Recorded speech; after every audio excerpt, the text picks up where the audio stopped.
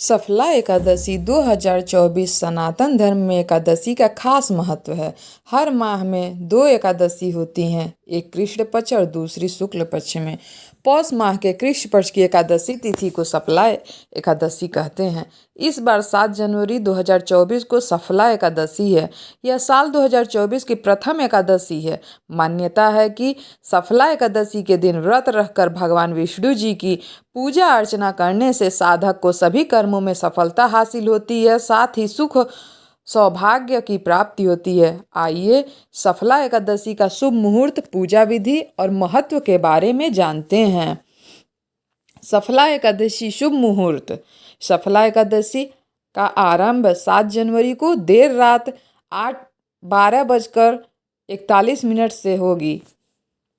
सफला एकादशी समापन 8 जनवरी को देर रात 10:41 तक रहेगी। सफला एकादशी का पारण का समय रहेगा 8 जनवरी को सुबह 7:15 से लेकर के 9:20 तक।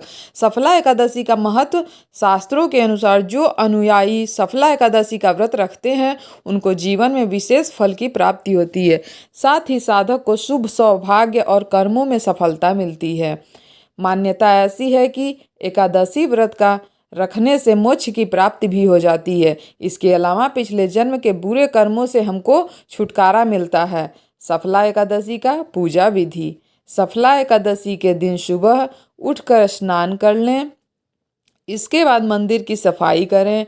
अब चौकी पर भगवान विष्णु जी की प्रतिमा या तस्वीर स्थापित कर लें, फिर घी का दीपक जलाएं और विष्णु जी को हल्दी कुमकुम से तिलक करें। मिठाई और तुलसी दल अर्पित करें। शाम को विधि पूर्वक पूजा अर्चना करें और विष्णु सहस्त्र नाम का पाठ इस दिन अवश्य करें। अंत में सफला एकादशी की कथा पढ़ें और आरती करें। सात्विक भोजन से अपने व्रत का पारण करें। सफला एकादशी व्रत की कथा आइए सुनते हैं। पद्म पुराण के अनुसार एक बार एक राजा थे जिनका नाम था महिष्मान। वे चंपावती नगरी के राजा थे।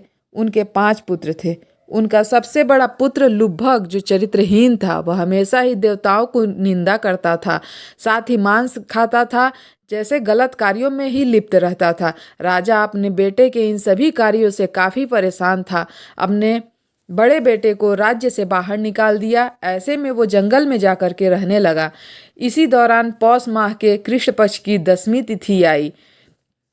उसी रात इतनी ठंड थी कि वो सो न सका। सुबह होते ही उसकी हालत खराब हो गई।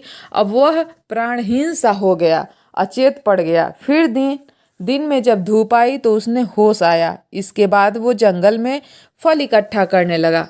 फिर शाम के समय उसने अपनी किस्मत को बहुत कोसा और सभी फल पीपल के पेड़ की जड़ में रख दिए। फिर उसने कहा कि इन फलों से लक्ष्मीपति भगवान विष्णु प्रसन्न हो जाइए। यह एकादशी का दिन था। इस दिन पूरी रात वो सो न सका। इस तरह अनजाने में ही लुब्भक का एकादशी व्रत पूर्ण हो गया। इस व्रत का प्रभाव ऐसा था कि उसके अच्छे कर्म बुरे कर्म अच्छे कर्मों में बदल गए। उसके कुछ समय बाद ही लुब्भक के पिता ने उसे सारा राज्य दिया और खुद तप करने वन में चले गए। कुछ दिन बाद लुब्भक को मनोज्ञ नामक पुत्र हुआ। बाद में जाकर राज्य सत्ता सौंपकर लुब्भक खुद विष्णु भजन में लग गया और मोक्ष की प्राप्ति की।